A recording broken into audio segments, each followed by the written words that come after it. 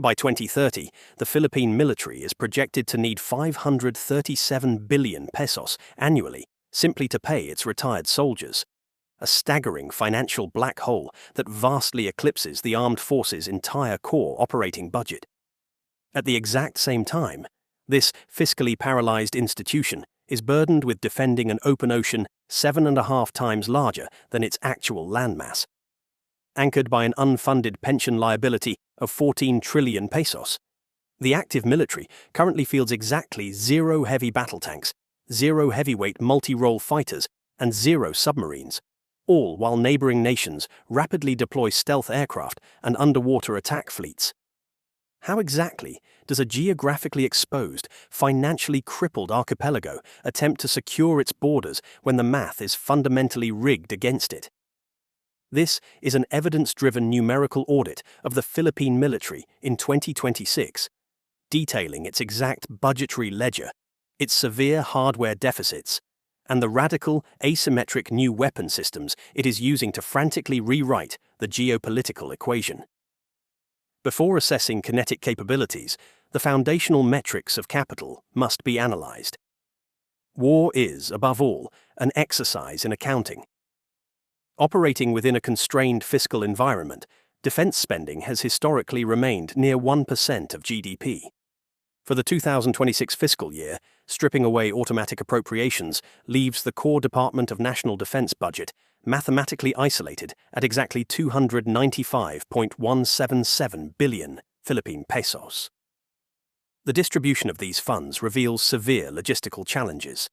Of that 295.177 billion peso budget, an overwhelming 56.6%, 167.252 billion pesos, is completely consumed strictly by personnel services.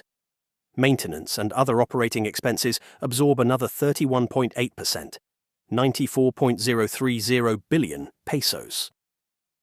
This leaves a remarkably meager 11.4%, equating to exactly 33.894 billion pesos, allocated for capital outlay to acquire modern military hardware.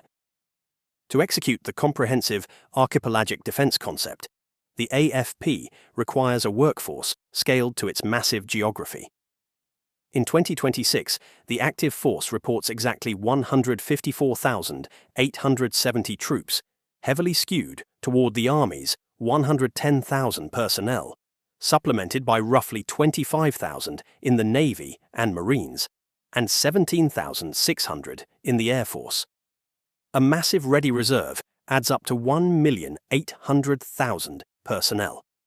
However, this active force yields a ratio of just 1.3 soldiers per 1,000 citizens.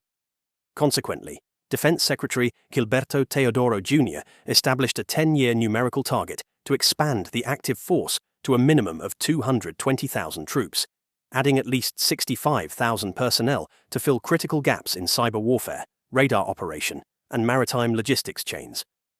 To fund external territorial defense, the government operates the revised Armed Forces of the Philippines Modernization Program. After earlier phases suffered from deficits, the administration approved an overhauled final phase in 2024 dubbed Rehorizon 3. Spanning from 2024 to 2034, this blueprint is designed to acquire advanced, deterrence-focused hardware, like anti-ship missiles and multi-role fighters, carrying an ambitious price tag of up to 35 billion United States dollars, or roughly 2 trillion pesos.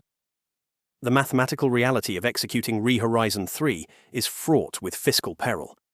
The program carries a massive unfunded mandate of 2.138 trillion pesos. For 2026, it was allotted 90 billion pesos, but 40 billion comes from highly conditional unprogrammed appropriations, meaning roughly 44% of the modernization budget is not financially guaranteed.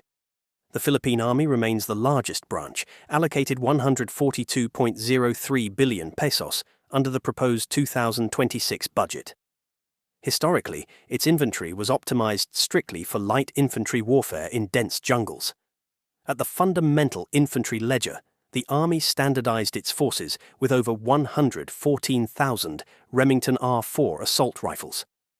However, the Army traditionally lacked the heavy armor and long-range precision fires characteristic of conventional state-on-state warfare.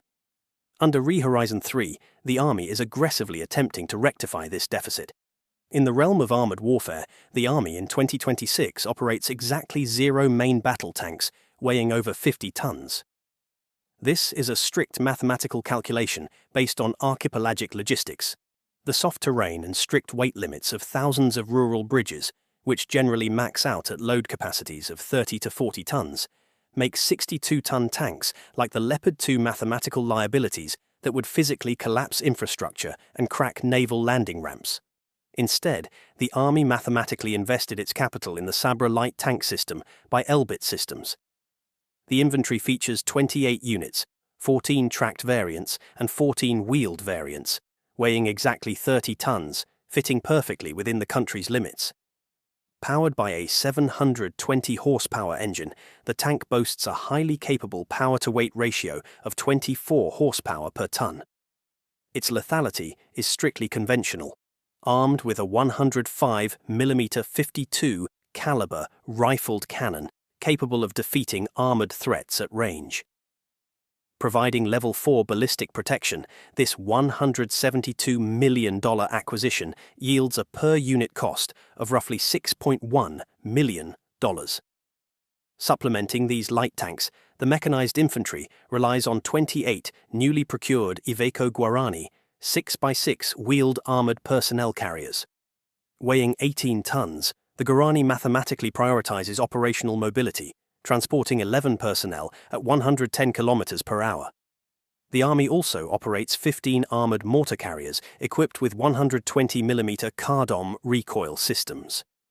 These augment a massive legacy fleet of roughly 500 combat vehicles, including 114 upgraded M113A2 tracked vehicles and 130 wheeled Simba vehicles. To combat armored threats, the Army integrated Israeli Spike ER and LR, 2 anti-tank guided missiles, possessing engagement ranges of 8.0 and 5.5 kilometers respectively. In conventional warfare, artillery dictates the depth of the battlefield.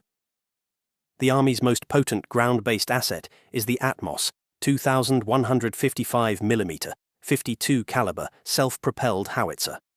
Mounted on a mobile 32-ton truck chassis, it fundamentally changes the geometry of Philippine ground fires.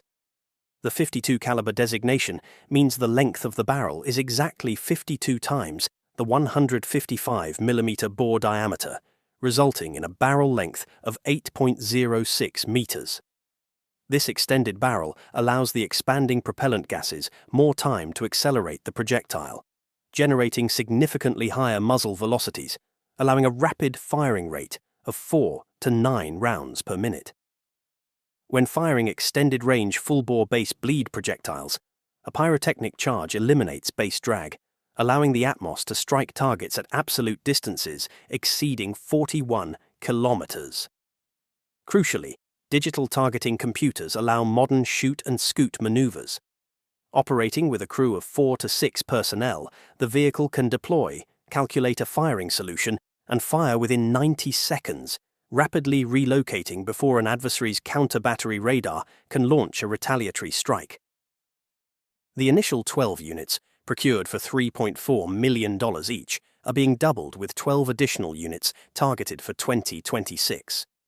This mobile firepower is backed by an inventory of roughly 172 legacy towed artillery pieces, including M101 and heavy Saltum M71 howitzers capable of reaching 23.5 kilometers. To enforce the comprehensive archipelagic defense concept across its maritime territory, the Philippine Navy received an allocation of 59.37 billion pesos in the 2026 proposed budget. For an archipelago of its immense size, the naval numbers were historically dangerously lean, operating roughly 115 ships relying heavily on decommissioned 3,200-ton cutters. If deployed equally, each advanced combatant would mathematically patrol an area of over 500,000 square kilometers. The 2026 ledger, however, demonstrates a surface fleet undergoing radical technological upgrades. The modern backbone initiated its leap with two 2,600-ton Jose Rizal-class frigates commissioned in 2020 and 2021. Measuring 107.5 meters, these vessels modernized the fleet, but were delivered fitted for, but not with, vertical launch systems, leaving a mathematical gap in high-volume anti-air capabilities. The naval mathematics changed fundamentally in 2025 with the arrival of the 3,200-ton Miguel Malvar-class guided missile frigates. Measuring 118.4 meters and powered by engines generating 29,600 kilowatts, they achieve speeds of 25 knots and an operational range of 4,500 nautical miles. Crucially, they are the first Philippine warships equipped with a fully functional 16-cell vertical launch system, firing VL Mica missiles at speeds exceeding Mach 3 to create a 40-kilometer defensive dome. For anti-surface warfare, they are armed with 8 Sea Star cruise missiles, which travel at Mach 0.95 to strike targets up to 150 kilometers away. Kinetic engagements are handled by a 76mm Otto Melara super rapid main gun capable of 120 rounds per minute and a 35mm close-in weapon system that fires 1,100 rounds per minute to shred incoming missiles. The sensor suite is anchored by an active electronically scanned array, or AESA, radar that steers beams instantly to track up to 120 targets in a 200-kilometer radius.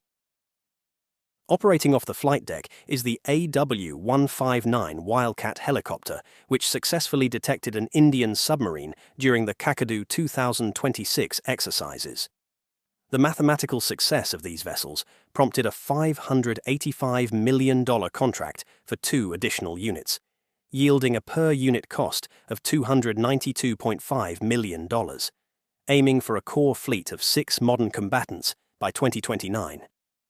Supporting the frigates are 2 7,200-ton Tarlac-class landing platform docks capable of transporting 500 Marines and 16 tanks, alongside 9 95-ton Acero-class fast-attack gunboats. 4 of these nimble gunboats mathematically distinguish themselves by mounting Spike NLOS missiles, granting the capability to strike surface targets with pinpoint precision from 25 kilometers away. However, a glaring 0 remains on the ledger. The Navy operates exactly 0 submarines, leaving a critical mathematical void in undersea warfare, despite Rehorizon 3 blueprints earmarking up to 110 billion pesos for 2 subsurface platforms. If the frigates represent the Navy's mobile shield, the Philippine Marine Corps wields the nation's most mathematically potent offshore sword, the Brahmos supersonic anti-ship cruise missile. Procured from India for $375 million, the physics of the Brahmos fundamentally alter the tactical geometry of the West Philippine Sea. The 3-ton missile utilizes a 2-stage propulsion system, sustaining velocities between Mach 2.8 and Mach 3.0, covering roughly 952 to 1,000 meters every single second. During its terminal phase, the Brahmos descends to just 10 to 15 meters above the wave crests to defeat the curvature of the Earth. Because radar relies on line of sight, an adversary's sensors physically cannot detect the incoming missile until it crosses the radar horizon roughly 25 to 30 kilometers away. Dividing that distance by the 952 meter per second velocity mathematically shrinks an adversary's automated reaction window to exactly 24 to 26 seconds. The export variant possesses a hard-capped operational range of exactly 290 kilometers, or 156 nautical miles. This specific distance is a strict mathematical limit designed to comply with the International Missile Technology Control Regime, which restricts the export of missiles with ranges exceeding 300 kilometers. The missile carries a semi-armor-piercing warhead with a circular error probable, or CEP, accuracy of just 1 meter, meaning half of all missiles fired will land within exactly 1 meter of their intended target. Deployed at bases in western Luzon, these mobile batteries grant the military its first credible anti-access and area denial capability. By merely existing on the coastline, the Brahmos holds hostile surface combatants near Scarborough Shoal at direct, mathematically guaranteed risk. The Marine Corps inventory mathematically holds 18 Brahmos missiles ready to fire at any given second across 3 batteries, providing a massive strategic deterrent. Allocated 59.07 billion pesos for 2026, the Philippine Air Force maintains 17,600 airmen and roughly 246 operational aircraft. To manage its massive airspace with limited capital, the Air Force operates a calculated high-low mix strategy, mathematically balancing the low cost per flight hour required for domestic counterinsurgency with the supersonic speed, high-altitude performance, and advanced radar capabilities required for sovereign airspace denial. In the high-end tier, the PAF operates exactly 0 heavyweight, twin-engine multi-role fighters. Procuring them remains a top-tier priority, but the costs are extreme, requiring mathematical support from $200 million aerial refueling tankers. Therefore, the supersonic backbone relies entirely on the FA-50PH Fighting Eagle, a light combat aircraft manufactured by Korea Aerospace Industries. The Air Force fields 11 active FA-50PH units from an initial batch of 12 delivered in 2017. One unit was tragically lost in a 2025 crash during a close air support mission in Mindanao. The FA-50 utilizes a single General Electric F404 turbofan engine, producing 17,700 pounds of thrust with afterburner, pushing the 6,470 kilogram airframe to a maximum speed of Mach 1.5. Across 7 hardpoints, the aircraft can carry 4,500 kilograms of payload. Historically, the original 11 units utilized mechanically steered radars, mathematically limiting them to within-visual range munitions like the AIM-9 Sidewinder, possessing an 18-kilometer range. To rapidly present a mathematically credible deterrent, the Defense Department secured a $700 million contract in 2025 for 12 vastly upgraded FA-50 Block 20 aircraft at roughly $58 million each. Equipped with the Raytheon Phantom Strike AESA radar, it utilizes solid-state modules to instantly steer radar beams, tracking dozens of targets simultaneously at ranges exceeding 100 kilometers. Crucially, it integrates the AIM-120 AMRAAM, bridging a vital defense gap by granting true beyond-visual range capabilities out to 105 kilometers. For the low end, the Air Force operates 12 Embraer A-29B Super Tucano turboprops, providing mathematically efficient, close air support at roughly $1,000 per flight hour, capable of carrying 1,550 kilograms of precision-guided bombs. In the logistical domain, moving heavy equipment requires massive lift. The active heavy lift fleet relies on 5 legacy C-130 Hercules aircraft and 8 CASA C-295 medium transports. To modernize, the Air Force is procuring 3 new C-130J-30 Super Hercules aircraft for $346 million, mathematically increasing payload capacity to 20,000 kilograms, or 128 combat-equipped troops. Rotary wing tactical lift is anchored by 41 active Sikorsky S-70E Black Hawks, transporting troops over operational ranges of 500 kilometers, while dedicated close air support is provided by 6 T-129 ATAC attack helicopters flying at Mach 0.2. The reconnaissance envelope includes 8 Hermes 900, 4 Hermes 450, and 10 ScanEagle drones. To build situational awareness across its maritime territory, the PAF relies on a newly established network of air defense surveillance radars.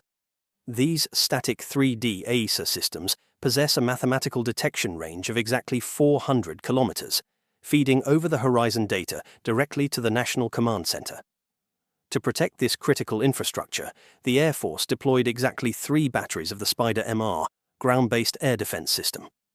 Utilizing Python 5 and Derby missiles, it is mathematically capable of neutralizing incoming aerial threats at ranges up to 50 kilometers and altitudes of 16 kilometers. The mathematics of the armed forces of the Philippines in 2026 reveal an institution actively attempting to balance two fundamentally opposing equations. On one side of the ledger, an unsustainable military pension system projecting a 14 trillion peso liability, combined with the immense demands of physically securing a 7,600-island archipelago, severely restricts capital.